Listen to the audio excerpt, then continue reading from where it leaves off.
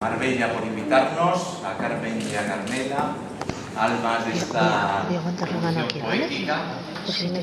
A nosotros nos toca clausurar el día de hoy. Ahora vamos a hacer esta charla bajo el título de la militancia en la claridad. Y después a las 11 el poeta Rafa Espejo y un servidor también estaremos ahí en el Parque de la Constitución dando lo que podamos. Bueno, pues lo dicho, muchas gracias. Hoy es la última jornada. Nos acompañan tres grandísimos poetas, ustedes ya les conocen, por orden alfabético, vamos a decir, Felipe Benítez Reyes, Luis García Montero, Eloy Sánchez Rosillo. Los tres tienen libro nuevo, lleva unos meses y como ya no nos vamos a poner a repasar su obra porque es extensa, pues bueno, pues porque desde luego lo tiene ustedes, bueno, ya que lo tiene aquí, las cosas como fueron, lo dicta Tusquet, es la obra desde el 74 a 2017, incluso hay unos poemas inéditos finales. Felipe Benítez Reyes tiene un nuevo libro de poemas editado en Visor, Ya la sombra, y se ha reeditado 20 años después su novela, El novio del mundo. Y Luis García Montero, al que felicitamos, y yo pido también un aplauso porque es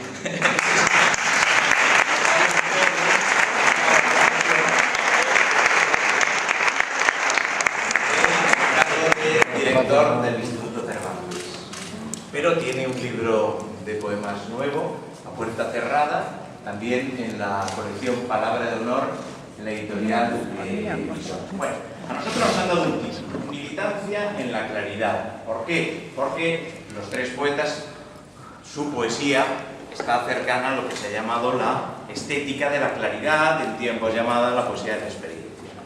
Yo les quería plantear a los tres un tema inicial, que es, ¿existe el debate todavía, sobre todo en las generaciones más jóvenes, de la militancia en la claridad opuesta a otras corrientes estéticas u otras corrientes estéticas opuestas a la militancia en la claridad?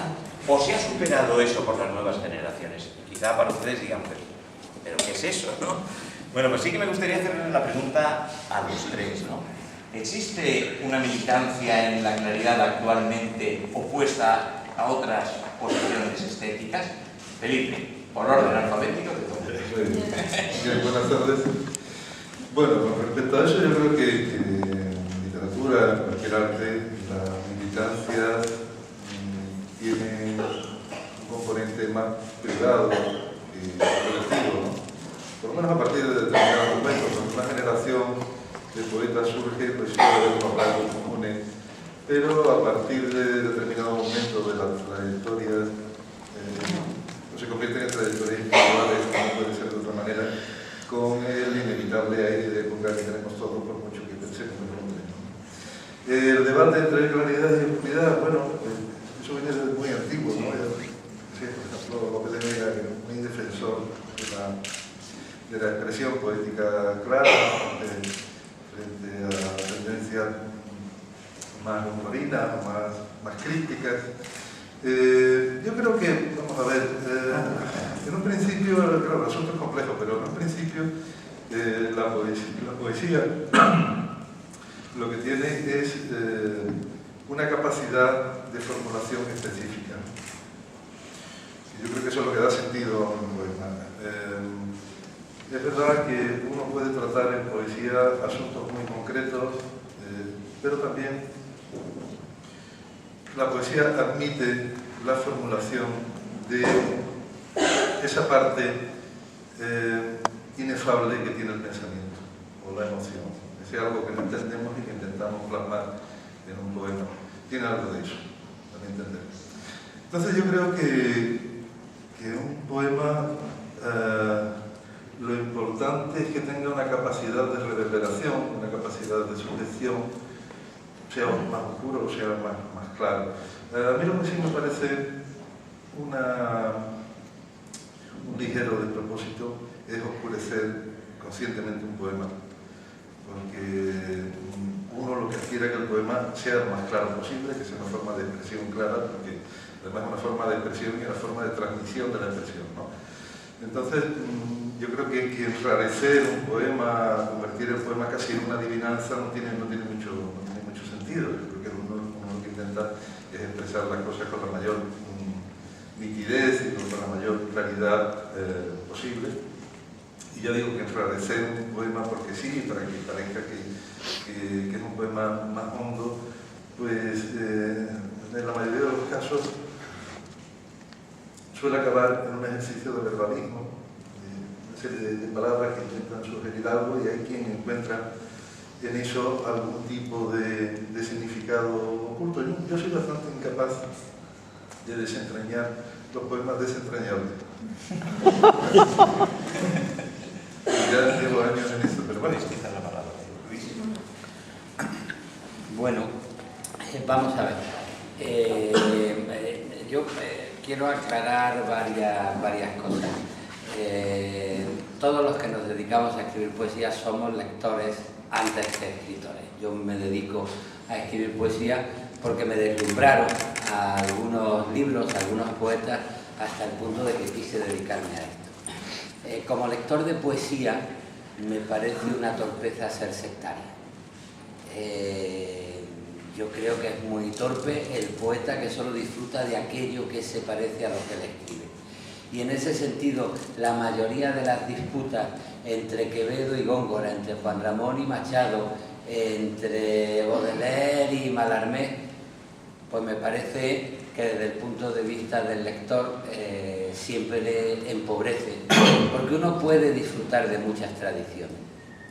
Es verdad que como autor, al construir su mundo, utiliza todas las tradiciones para intentar generar la propia personalidad, la propia mirada.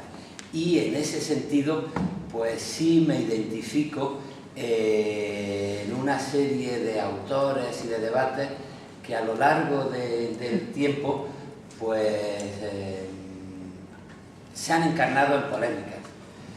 Por ejemplo, en la poesía cortesana marcada por la habilidad, pues había autores que decían que Garcilaso no escribía poesía porque un entecasílabo entonces parecía una manera de hablar muy cercana a la conversación frente a las habilidades cortesanas. O en la época del barroco, muy retorcido, pues de pronto Lope de Vega o Quevedo parecieron poetas que estaban más cercanos a la conversación que uno de los poemas de una de las soledades de Góngora, por ejemplo. O Gustavo Adolfo Bécquer con sus rimas, pues parecía que hacía suspirillos germánicos porque no se identificaba con la gran retórica y la grandilocuencia del romanticismo español, y así sucesivamente.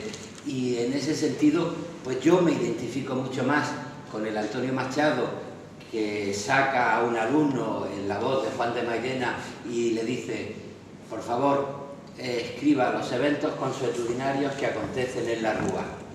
Y después dice: ponga eso en lenguaje poético. Y el muchacho, el señor Pérez, me parece, que decía Juan de Mairena, pues al pensar cómo se pone eso en lenguaje poético, dice lo que pasa en la calle.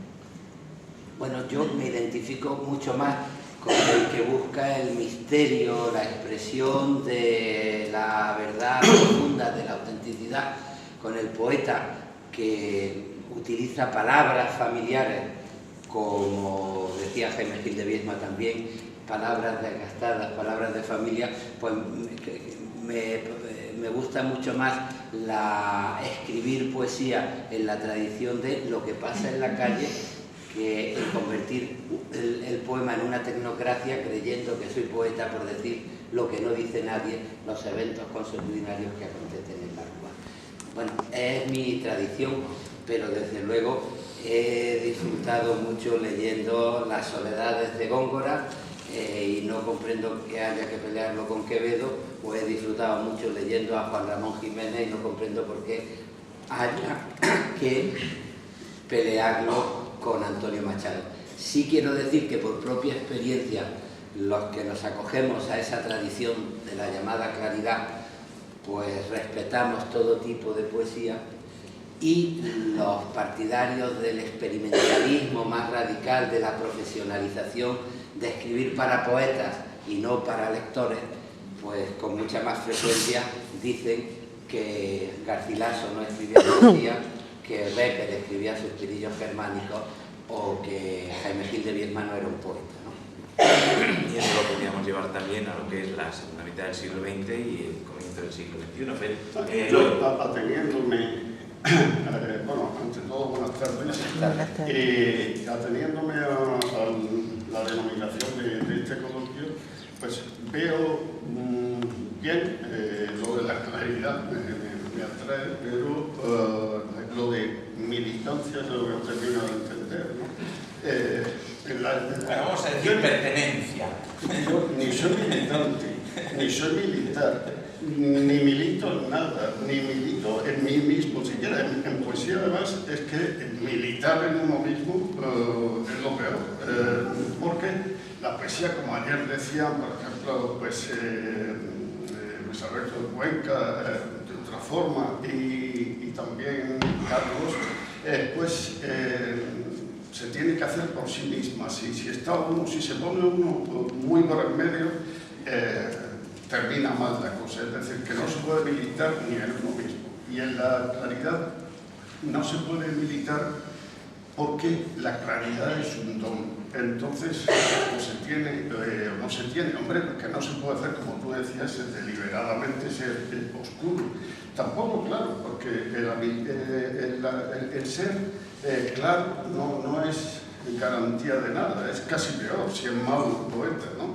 Porque ves que es un botarate, ¿no? Enseguida. Los otros tienen a veces un poco más de disimulo, ¿no? Pero, claro, lo que no puede ser es ser tú español. Ir a una librería española, abres un libro que pone allí de Juan no sé qué, tal, en español, y abres y las letras y las palabras son españolas y tal, y lo lees, y sin embargo está escrito en chino. Eso no puede ser. Ahí hay algo, hay una engañifa, aunque, claro, como tú dices, hay muchas tradiciones y tal, ¿no?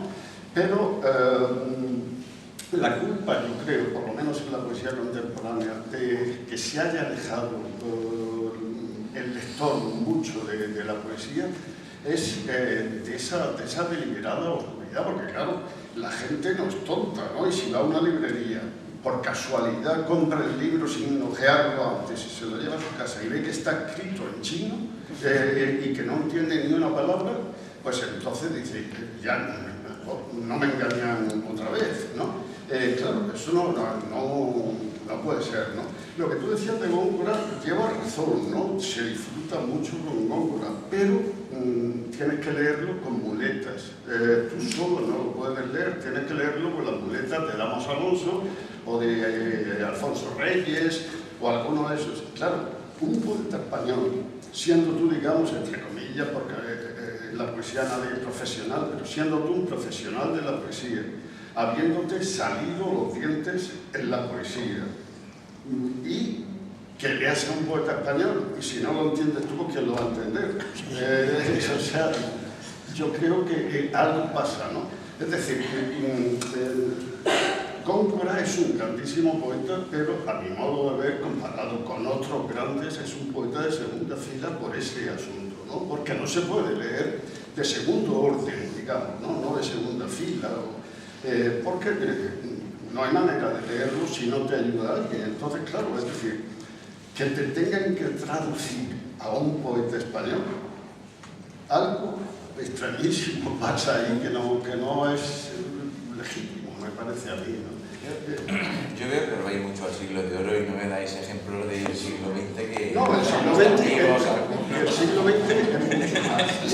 El XXI, bueno, hablábamos de por qué militancia. Fíjate, cuando Felipe, Eloy y yo empezamos a escribir, pues de pronto había unas tendencias dominantes que decían que la poesía española del siglo XX, desde el 27 y el surrealismo hasta ellos, era todo un desierto y un páramo, que habían tenido que entrar como un elefante en una cacharrería porque no se podía leer nada de la primera y segunda generación de posguerra. Es decir, eran desechos a poetas como Pepe Hierro, como Horacio Otero, como Paco Vines, como Ángel Rosales, como Jaime Gil de Viedma, y nosotros fuimos muy criticados por decir que nos gustaba Paco Vines, más que Gil de Viedma, más que esos poetas experimentalistas que escribían para poetas.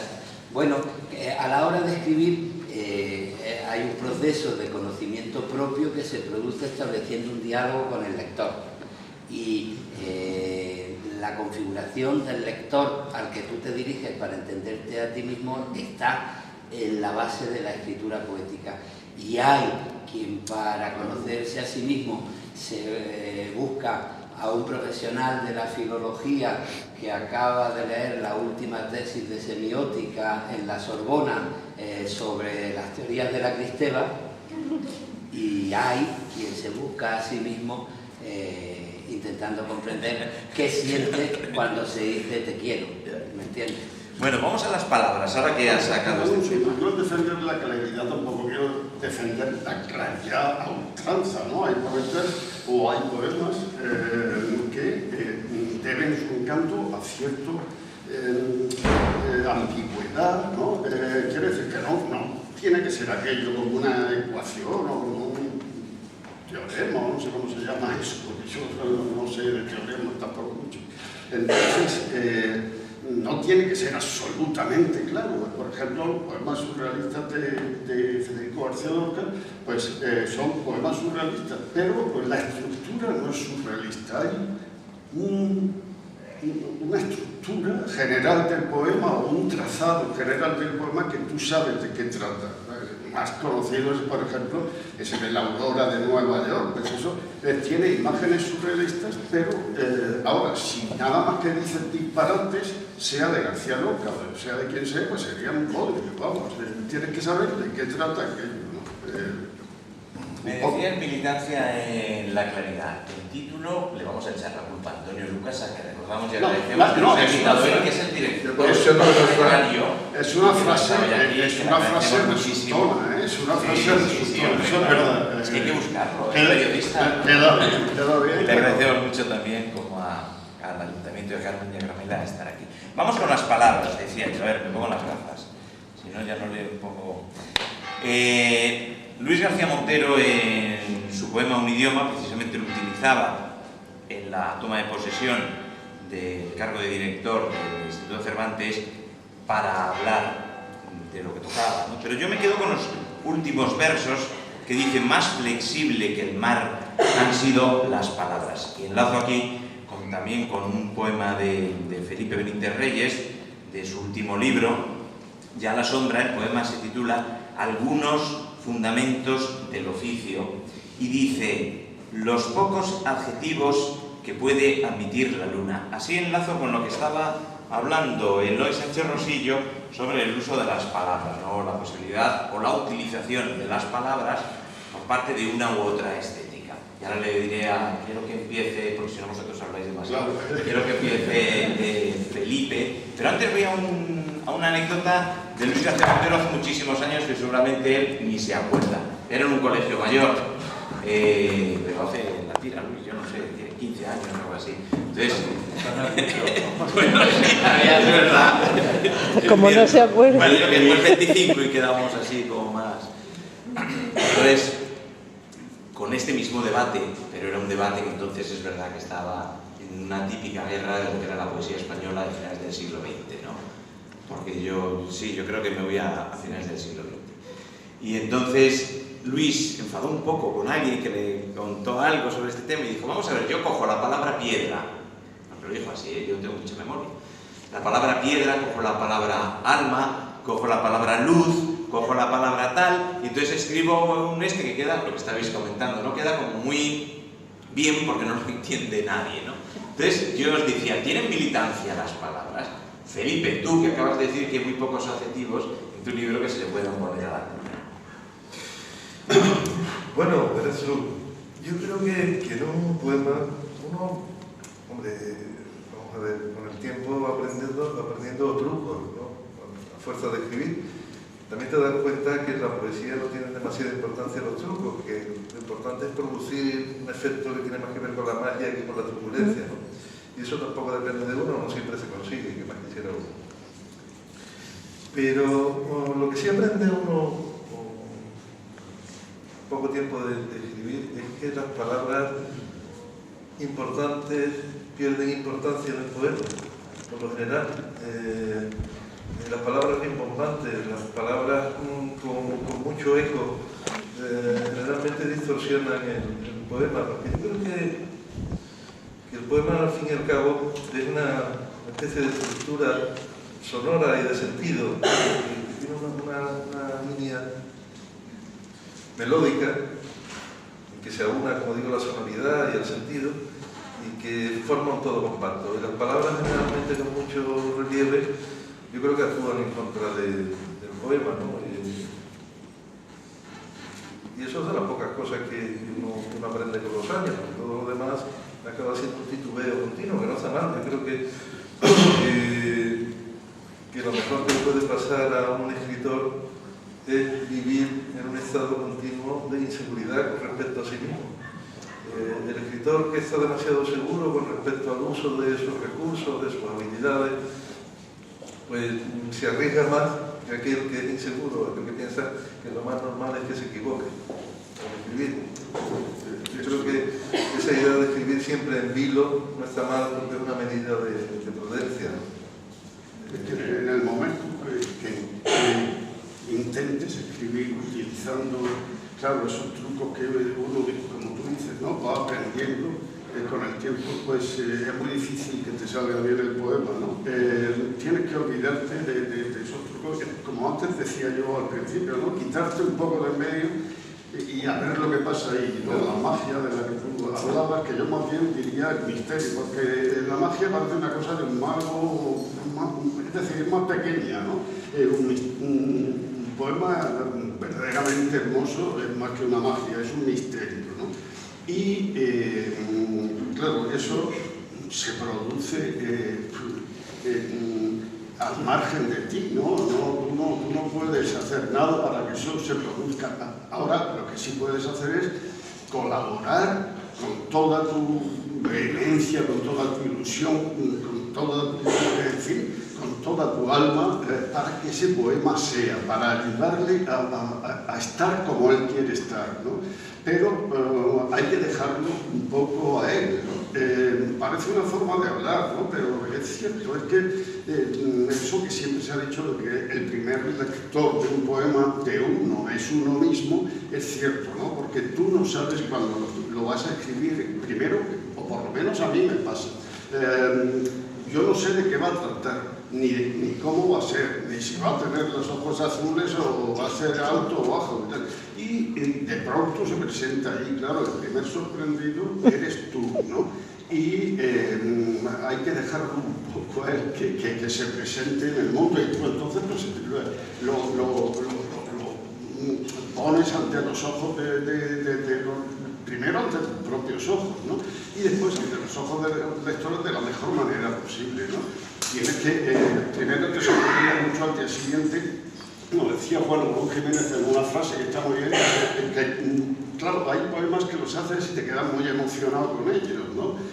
Pero decía Juan Ramón que hay que, a la mañana siguiente hay que leerlos para pillar desprevenido al poema, y entonces es cuando hay que corregirlo. Y está muy bien. A mí me gusta relacionar todo esto con el sentimiento de verdad, porque donde está de verdad, porque autenticidad, porque el poema que te emociona es el poema donde entras en el misterio y lo vives como una verdad, no como una impostura. A mí me gusta repetirlo mucho porque, bueno, vivimos en una época caracterizada con el concepto de posverdad, donde todo está tan acelerado y tan vertiginoso, y hay tantos medios de extensión y de control de las conciencias en el vértigo, que dices hoy una cosa y no tiene importancia ninguna porque lo que has dicho mañana va a estar olvidado y no te responsabilizas de las palabras. Para mí la poesía es el acto de responsabilizarte de en las propias palabras, ¿no? Y en ese sentido el trabajo es importante, porque la verdad casi nunca es un punto de partida, es un punto de llegada.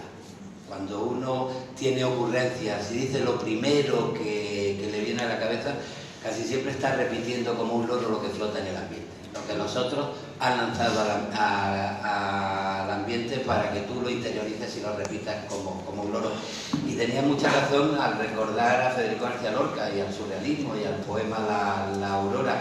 Cuando uno, por obligaciones académicas, tiene que leer el gran libro surrealista de García Lorca, pues te das cuenta es el mejor libro de surrealismo, que claro. es el mejor libro, sí, yo creo que el mejor surrealismo que se escribió en Europa. Hubo residencia en la tierra. Y con algunos poemas de Cernuda. de un río, un amor, pero yo creo que el gran surrealismo se escribió en español más que en francés. Pero bueno, te das cuenta que para llegar a un sentimiento de verdad, más que escribir lo primero que se te ocurre, García Lorca estuvo días y días trabajando un poema y de pronto utiliza unas vacaciones en una granja donde una niña se ahoga y resulta que te enteras de que en la granja no se pudo ahogar una niña porque no había pozo y el niño que estaba enfermo de cáncer no se enfermó de cáncer porque un filólogo lo encontró 50 años después y no recordaba haberse muerto 50 años antes. Y entonces comprendes que en literatura la verdad es un punto de llegada, no un punto de partida, y que existe la ficción literaria, que es la utilización de todos los recursos literarios para crear un sentimiento de verdad, donde uno se responsabilice de lo que dice como algo más que una ocurrencia, ¿no? Y por eso conviene tener desprevenido al poema al día siguiente y leerlo, como decía Juan Ramón, y conviene corregir y conviene trabajar el poema, pero no como algo para manipular y engañar, sino para responsabilizarte de verdad del sentimiento. Y yo creo que los poetas militamos en las palabras como una forma de militar en la verdad. Si las palabras del poema no te devuelven al contacto con la tierra, con la arena, con el viento, con el sudor, la poesía me parece que acaba fracasando. Y eso es la gran apuesta de la poesía en un mundo que nos ha borrado la experiencia de la verdad a través de sustituirla por mundos virtuales y por experiencias que no tienen que ver con el contacto con la tierra, ¿no? Yo creo que eso es lo que buscamos los poetas, es devolverle a las palabras un sentimiento de verdad. Y eso es muy importante en la época de la posverdad. Un presidente dice una barbaridad en los Estados Unidos y al día siguiente pues no se responsabiliza de lo que ha dicho, porque ya sabe que después de miles y miles de puntos de información, de ruido a través de las redes sociales, nadie se va a acordar de si era verdad o mentira lo que dijo. Por eso también la poesía es una manera de buscar en las palabras una lucha contra el ruido. Lo que no me parece es que la lucha contra el ruido tenga que ver con la consagración del silencio, sino que tiene que ver con el uso de las palabras verdaderas. Por ahí va, precisamente a puerta cerrada, ¿no? Yo ahora os iba a plantear algo que habéis tocado los tres, que es el tema de la emoción. Antes lo comentabas, Luis, porque hablamos, da igual cuando un poema pueda ser heroico, más oscuro, o pueda ser más claro, ¿no?, en la línea estética, sino por qué nos emociona un poema. Yo recuerdo, no sé si a ustedes les sonará, pues ya hace unos cuantos años, vi una noticia en televisión que me sorprendía mucho, que era cómo el ser humano responde emocionalmente a ciertos estímulos frente al arte. Lo había hecho en la Universidad de Baleares y era que habían colocado una serie de personas frente a una serie de cuadros realistas o abstractos para ver qué parte del cerebro y cómo reaccionaba frente a los cuadros que veía. Bueno, pues la primera conclusión que sacaron era que frente a los cuadros realistas y una cierta armonía, lo que consideramos todos obras clásicas, pues había un estado de emoción. Mientras que frente a ciertas obras abstractas que consideramos grandes obras, no daban los títulos, ni los pintores, de lo abstracto, de lo realista o de lo figurativo, sí. Y a mí me llamó muchísimo la atención, yo me puse en contacto con la universidad para ver, luego me dijeron que es que eso había fracasado, que no había sido probado científicamente y una parte del córtex del cerebro frente a un estímulo supuestamente realista o aparentemente movido por una cierta, bueno, pues, línea figurativa de una composición clásica, reaccionara como lo bello, el concepto de lo bello. Porque yo creo que lo que nos emociona es lo bello, aunque lo bello pueda ser dramático, ¿no? Podemos estar hablando de un compromiso social para que sea algo que nos conmueva. Por eso yo os quería preguntar a los tres, empezamos Felipe por ti, ¿qué hace que un poema emocione? ¿Qué hace que un poema conmueva? ¿Cuándo se da cuenta un poeta de que ha escrito un verso que a él mismo le emociona? Porque es verdad que lo hay, o que ha tenido un acierto con ese verso. Y cuando un poeta cree que ha tenido un acierto con un verso, es porque al mismo poeta le ha emocionado. Tú en Cincuentena elegías 50 poemas que a ti mismo te habían, de alguna manera, seducido. A ti como autor, aunque tú luego decías, bueno, pues yo creo que todos los que hemos hecho los que han pasado por una antología propia, seleccionan los poemas que de alguna manera, como un lector de su propia poesía, le ha seducido, ¿no? Felipe, ¿qué hace que la poesía, vamos a olvidarnos ya de si es claro o oscuro, porque yo creo que a todos los que somos lectores de poesía nos seducen un montón de poemas de autores de diversas estéticas, ¿no? Y si no fuera así, mal asunto, como apuntabas al principio, ¿no? ¿Qué hace que nos seduzca un poema? ¿Qué hace que nos emocione un poema? Pues mira, sinceramente no lo sé. ¿Qué te emociona a ti? ¿Qué me emociona a mí? Verás, como autor. ¿Qué me emociona a mí en determinados momentos? Yo creo que, vamos a ver, siempre leemos desde nosotros mismos. A mí los poemas míos ni me emocionan ni me dejan de emocionar. Cuando lo escribes están un poco fuera de ti, ¿no? Pero con los poemas ajenos yo creo que entre una persona que lee un poema y el poema en sí se produce una especie de reacción química imprevisible. Y eso ni lo puede prever quien ha escrito el poema, ni lo puede prever quien va a leer el poema, quien está leyendo el poema. Eso no se puede controlar y sobre todo un poema o un libro leído en determinado momento de tu vida puede ser un libro insustancial y leído en otro momento de tu vida puede ser un libro decisivo. Sí. Al fin y al cabo todos leemos desde nosotros mismos, desde nuestra propia biografía y desde nuestro propio presente. Y somos sucesivos, somos seres sucesivos de sucesión continua, y a lo mejor un poema que en un momento determinado no nos dice absolutamente nada o que queda fuera de nosotros por la cuestión que trata en otro momento de la vida puede ser un poema determinante, un poema que te emocione, un poema que te pueda decir cosas adecuadas para ese momento. Eso depende que sea un poco de la casualidad, ¿no? Yo creo que si no, claro, con el tiempo, cuando te dedicas a escribir, vas asumiendo como, en fin, aunque sea más o menos una profesión o no, pero en fin, vamos a dejarlo en profesión, vas haciendo también un desgaste emocional con respecto a tu tarea, ¿no?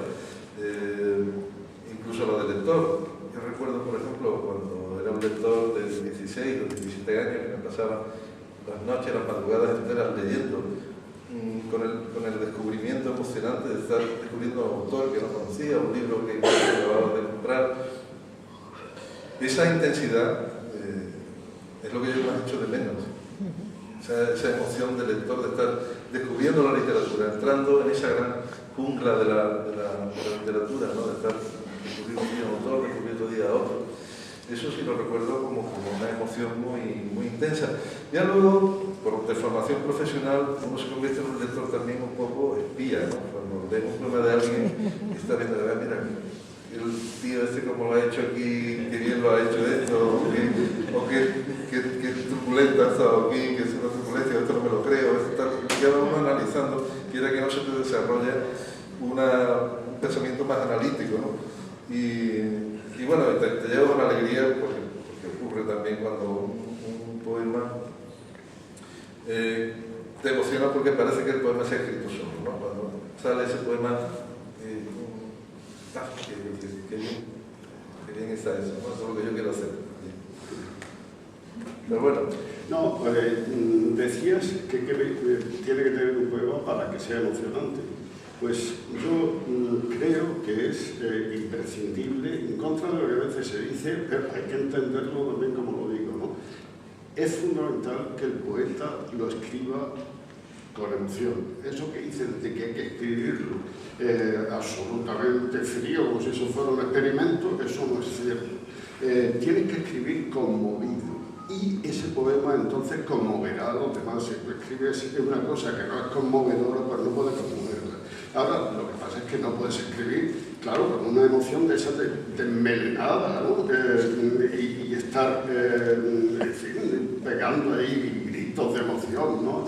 Eso no puede ser. Tienes que tener controlada esa emoción con las demás facultades del espíritu, ¿no? O del ser humano.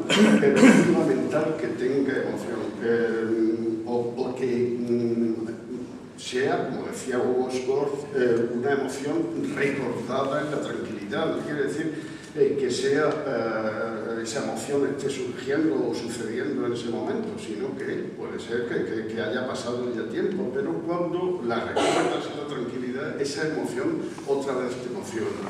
Y entonces escribes con emoción y esa emoción se traslada a los lectores seguro. Si escribes con frialdad, como hay mucha gente que escribe con frialdad, pues el poema será frío. Eso le pasaba mucho, si es un gran poeta, pues a Jorge Guillén, por ejemplo, que era, como dicen los toreros, frío de cuello, era de cuello frío. Claro, entonces no entraba en calor el poema, ¿no? Estaba muy bien hecho, pero no partía o no tenía en cuenta esa emoción que tiene que tener el poema, que para mí es fundamental. Para mí es la piedra del toque de un poema, es la emoción. Porque claro, si te vas a quedar después de leer un poema, si no lo hubieras leído, no vas a sentir nada ante él, pues para eso yo creo que hay jueguecitos mucho más distraídos que leer poemas. Los poemas te tienen que zarandear, te tienen que cambiar un poco porque claro, no se trata de decir que si eres arquitecto que te metas arqueólogo, te tienen que cambiarse de algún modo, ¿no? La lectura sucesiva de poemas a lo largo de tu vida te va haciendo pues la persona que eres, ¿no? Y te tienen que cambiar. Eso de que un poema que no te haga nada, pues la verdad que para mí carece de interés. Luis, cuando Jorge Guillén fue destinado a Murcia, tu ciudad, como catedrático, se decía: ese año nevó en Murcia.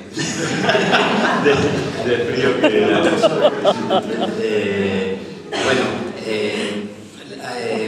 La emoción tiene que ver con el momento en el que el lector, vamos a pensar en el lector, a la mitad del poema y lo hace suyo. Y tiene que ver también con los retos de la escritura. Si yo escribo un poema de amor para decir lo que quiero a mi novia, yo hago un documento biográfico. Yo tengo que conseguir con el poema que mi emoción sea habitada por el lector para que cuando lea el poema no piense en mi novia, sino piense en su novio o en su novia. Y es en ese momento donde se produce la emoción. Y ahí es donde está el reto del arte. John Berger lo explicaba muy bien a través de la mirada como crítico de pintura. Todos, más cultivados, menos cultivados, más huecos, más llenos, tenemos un interior, casi siempre en hostilidad y separado de una realidad externa que suele ser bastante distante a nuestros sentimientos. Y hay un momento de suerte estética que es donde se produce la emoción a través de la mirada, donde parece que nuestro exterior y nuestro interior llegan a una armonía, a un momento de armonía. Bueno, en la lectura ocurre lo mismo cuando tú como lector habitas el poema y lo haces tuyo, y es entonces cuando surge la emoción. Y ese es el gran reto de los poemas, no la fábrica, sino la hospitalidad. A mí me parece que la poesía, el arte en general, es un ejercicio hospitalario en el que uno hace un ejercicio de conocimiento propio, pero prepara en el poema la habitación para que venga alguien de fuera, la habite y pueda estar como en su casa, ¿no? Ahí es cuando se produce la luz. Para que sea su casa, Para no que para sea- que esté como en su casa, como sino para que que sea sea su casa. hacerlo a su casa. Claro. Bueno, pues es el momento de la emoción, es el momento de la hospitalidad. ¿Veis? Porque ahora os toca leer. Clase práctica. Ahora os toca leer. ¿Leemos también Entonces, alternadamente o cómo? yo soy No todos a la partidario, vez. me toca moderar de que cada uno leáis una serie de poemas seguidos y luego si Dos poemas cada uno. leer tres cada uno. Tres cada uno. ¿Vale? Vais leyendo tres poemas cada uno y vamos viendo cómo. Eso tiene su riesgo, porque Claro. una vez en una lectura también así compartida en Santiago de Compostela, dijeron, bueno, pues que lea dos poemas cada uno, porque además empieza el concierto ahora, no sé qué Sí. otra, tal, y hay que ser breve. ¿Con quién leía? ¿Con quién leía? Y un poeta gallego antiguo leyó dos poemas, pero tenía como 700 versos cada uno. Pero como yo os conozco, os digo que no vais a ser buenos. Italia, Eli, como mucho. Lectura en la radio. Bien, bueno, yo voy a leer tres poemas, ¿no? Sí, tres, porque si no, la hospitalidad se queda plena. Sí, sí. Yo voy a leerlo del último libro, no porque me parece mejor, yo creo que uno cuando escribe bien es cuando tiene 20 y pocos años. Y luego ya va degenerando. Pero bueno, este es el poema que os del libro, que tiene como título La situación. En todo pensamiento se esconde una tiniebla, como en toda emoción una sombra de duda. En todas las verdades hay un mármol que tiembla, en todas las mentiras un fuego de penumbra. De lo poco que somos, gran parte es de un fantasma. Nuestro deseo gobierna su industria de espejismos. La memoria más nuestra también es de la nada. La conciencia, en secreto, blande un puñal en vilo. El pasado divaga entre estatuas de humo. El presente parece una ilusión en fuga. Allá en el porvenir hay siempre algún reducto en que ensoñar la trama de estos sueños oscuras. La noche está callada como el eco del miedo. Las sílabas se juntan en busca de un sentido. Nuestra historia la escribe con su cálamo el viento, y es de huir de nosotros, del tiempo y del destino. Bien, como hemos estado hablando de surrealismo,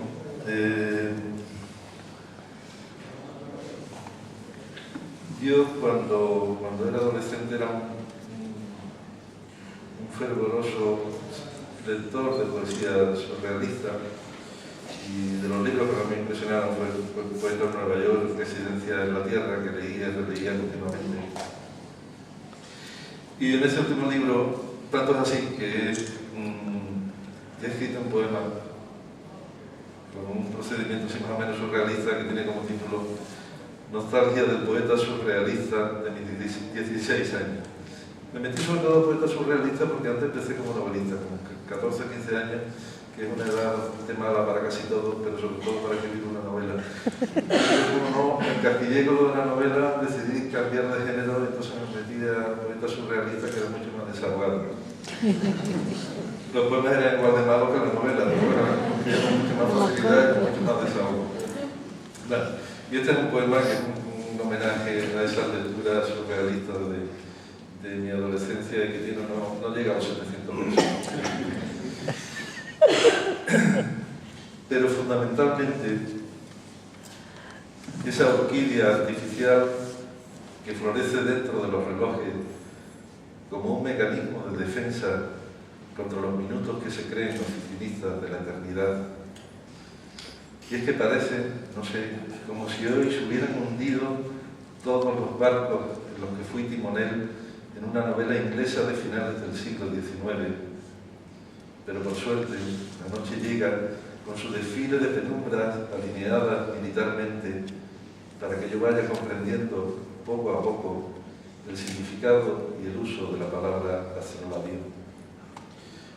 A estas alturas todo el mundo sabe que tengo un bastón que esconde una espada que en contacto con la sangre amarillenta de los filósofos senequistas se convierte en un paraguas, que se convierte en un dios egipcio, que se convierte a su vez en una nube con forma de estatua ecuestre. Yo daría mi vida ahora por sentir el peso en mi boca de un pensamiento asesinado, porque soy como el funambulista que de repente en la mitad justa del cable se echa a llorar por el suicidio colectivo de las peluqueras, porque soy como el administrativo veterano que de pronto ante el resumen anual de cuentas llega a la conclusión irrevocable de que los números no existen, porque soy como el actor secundario que tiene que morir en el minuto 17 de metraje a manos del asesino que trabaja al amparo de la niebla. Hay algo en la vida, lo sé, que se parece mucho al sueño recurrente de un astrólogo ciego o al del vendedor de pájaros que teme que su mercancía eche a volar de pronto y lo arruine. Hay algo en mí que deja de ser mío cuando los fantasmas orantes de las iglesias desacralizadas hacen que las campanas repiquen sin porqué. He llegado hasta aquí siguiendo los pasos secretos de un buscador de tesoros al que la mano izquierda se le volvió de plata. Y ya no sé ni dónde estoy, y yo ya es que no sé, porque incluso mi sombrero de copa da vueltas por la habitación para decirme algo que no entiendo, que no quiero entender con la exactitud con que se entienden los presentimientos y las ecuaciones, sino como se interpreta el lenguaje del humo en el incendio de los hospitales, mientras la luna se desangra de blancura y el presidente del monopolio de la metafísica me advierte: no eres tú. Y parece que entonces la vida vale más de lo que vale. Bien, y ya por último, un poema que tiene como título El inexistente.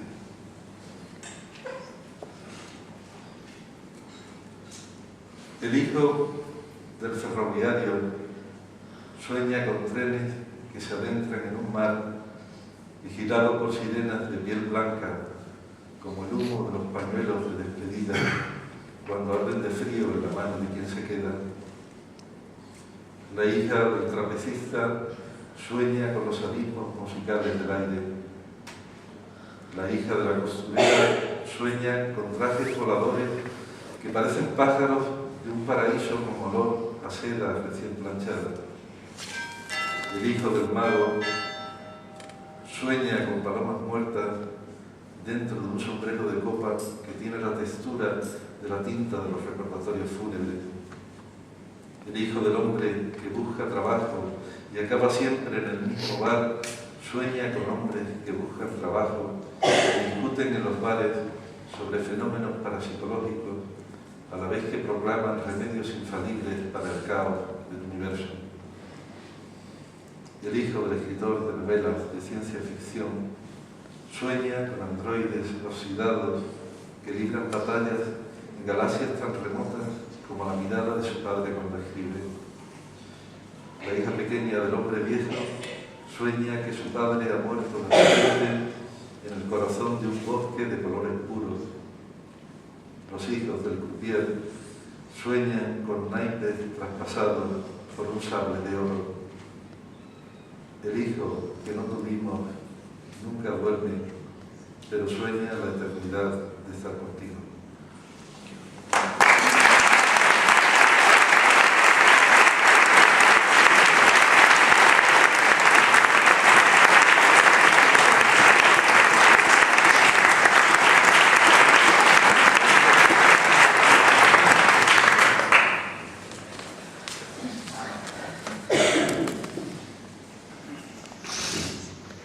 Voy a leer en primer lugar un poema que se titula Primer día de vacaciones, del libro Habitaciones separadas, en el que escribí una primera intuición de la muerte.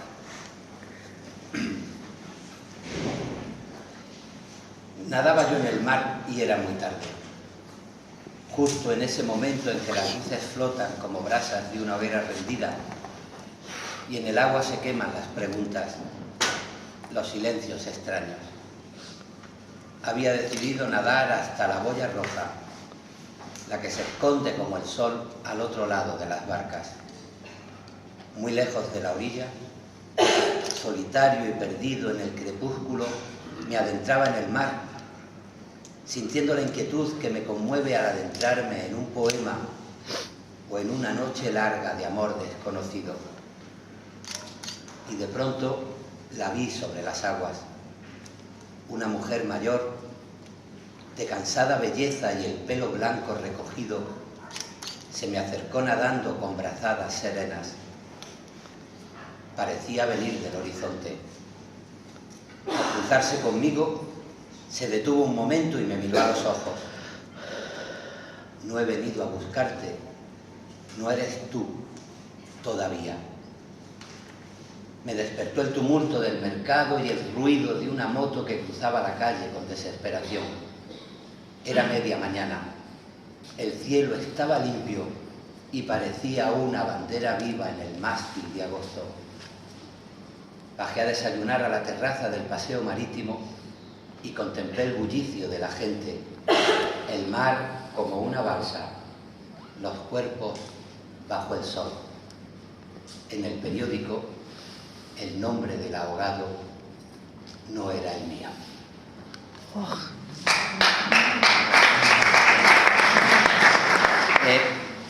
Voy a leer ahora un poema. Si la poesía es ejercicio de conocimiento, la verdad es que cada vez te acerca más a la incertidumbre, a la duda, más que a las certezas. El poder de la poesía de cuestionar todos los dogmas, todos los fundamentalismos, es que nos ayuda a dudar de nosotros mismos y nos ayuda a cuestionarnos en ese mandato de conocerse a uno mismo, que es pues cualquier ejercicio de cultura.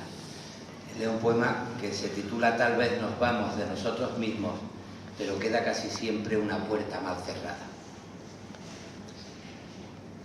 Cuando cierro la puerta de mi casa, suelen los escalones llenárseme de dudas. Es posible.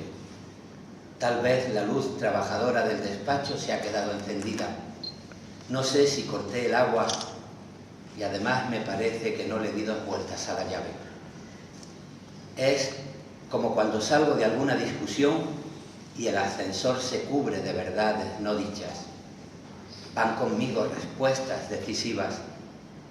Más tarde siento miedo de aquellos 2 minutos de intemperie. Yo levanté la voz, los demás se callaron y se rompió la copa. Es como cuando salgo de una fiesta y me asalta el temor de que alguien se haya molestado. Me despedí de ella, debería acordarme de él. ¿Entendieron la broma y la doble intención de mis palabras? ¿Ha llegado a saberse la pequeña mentira del viernes por la tarde? Es como cuando salgo de mí mismo después de haber nadado entre 2 aguas, incluso en la bañera. Dejo la ropa sucia a los pies de la silla, una cama deshecha, los platos sin lavar, toallas en el suelo y en el cuarto de baño un espejo con niebla donde está todavía el desnudo sin piel del impostor que ahora sale a la calle y saluda a los otros y atiende a quien le llama por su nombre. Todo es raro y difícil, como sentirse Luis, como vivir en el segundo izquierda de la noche, ser español o estar enamorado. Tal vez nos vamos de nosotros mismos, pero queda una luz, un grifo abierto, la sombra de una puerta mal cerrada. Y el tercer poema que leo se titula Resumen y es un poema muy breve porque bueno, condensa muchas de las cosas que a mí me ha ido enseñando la vida y la poesía.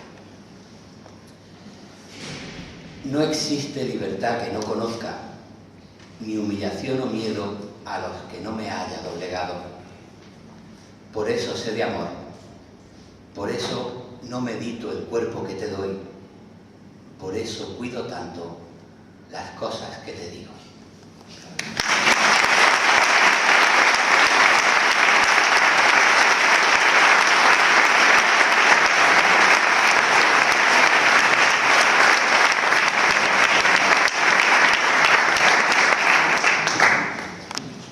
Bueno,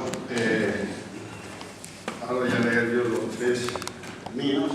En primer lugar voy a leer un poema que viene como anillo al dedo para la denominación de este coloquio, de esta lectura, ¿no? Se titula Un vaso de agua, por lo de la claridad, quiero decir, ¿no? Y es, claro, beber un vaso de agua como es algo que hacemos tan maquinalmente todos los días o sin darnos cuenta casi, pues no le damos importancia ni lo vemos prácticamente, ¿no? Pero claro, es como muchos actos sencillos de la vida, pues es un verdadero misterio si lo miramos de cerca, y más si sucede lo que sucede en este poema que ahora no le sale adelanto, ¿no? Pero claro, es que en un vaso de agua, aparte de la claridad o de la transparencia del agua, que a mí me emociona mucho y me conmueve mucho siempre la transparencia, ¿no? Pues está la transparencia del cristal también, la transparencia del aire que hay en torno, si queremos la transparencia de la luz que hay en la habitación, incluso, se me ocurre ahora, la transparencia también del que está recibiendo esas otras transparencias, ¿no? Se vuelve transparente también si realmente sabe mirarlo, ¿no? Pues de eso trata un poco este poema, Un vaso de agua. ¡Qué suceso increíble! Llené un vaso de agua y lo alcé hasta mi boca. Era ya media tarde. Me había detenido cerca de una ventana aquí en mi casa en este día tan claro de febrero. Llegó el vaso a mis labios y en ese mismo instante lo atravesó de pronto un haz muy apretado y muy intenso de luz del sol poniente. ¡Cuántos asombros! Todo rompió a arder con lumbre limpia y mágica. El agua y el cristal, el cuarto entero, mis ojos y mis manos y mi vida. Sin dar ni un solo paso estuve en todas partes. No sé cómo decir lo que ocurrió, cómo expresar que sucedieron siglos de redención y bienaventuranza. Oro licuado y tembloroso el mundo, astilla viva yo de un súbito diamante.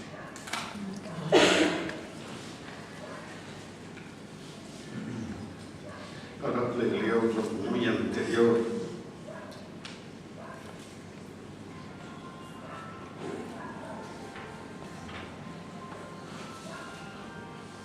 Cuando yo era muy joven... Tienes que coger el móvil. Ya. Cuando yo era joven, bueno, quiero decir más joven que ahora, pues era lo que se dice un poeta elegíaco, como tendencia general, ¿no? No todos eran así, pero claro, cuando yo era muy joven, en vez de estar aprovechando esa juventud y disfrutando de ella, pues pasa lo contrario, ¿no? Que estás en desacuerdo con la vida muchas veces porque le exiges a la vida mucho, ¿no? Como decía Jaime Gil de Bielma, viene uno a llevarse la vida por delante y la vida no se deja llevar por delante y claro, crea una frustración en quien tiene esos sentimientos y cae en la elegía fácilmente, ¿no? cuando va transcurriendo la vida, pues tienes también suerte, ¿no? Que te respete un poco la vida, en fin, que no te haga grandes, caer en grandes tragedias. En fin, esto depende de mucho, ¿no? Pero en mi caso ha sido así. Pues ha evolucionado hacia mi poesía y mi vida, por consiguiente, claro, al revés, mi vida y por consiguiente mi poesía, que es un reflejo de mi vida, ¿no? Y ahora, tiendo a verlo todo mucho más... es decir, cuando era joven pensaba que todo estaba terminando, ¿no? Pues ahora pienso que todo está empezando. Con eso está hecho todo. Eso digo en este poema, que es ya en un momento en que empecé a ver esa verdad para mí y la plasmé en este poema y en otros también, ¿no? Se titula Luz que nunca se extingue y habla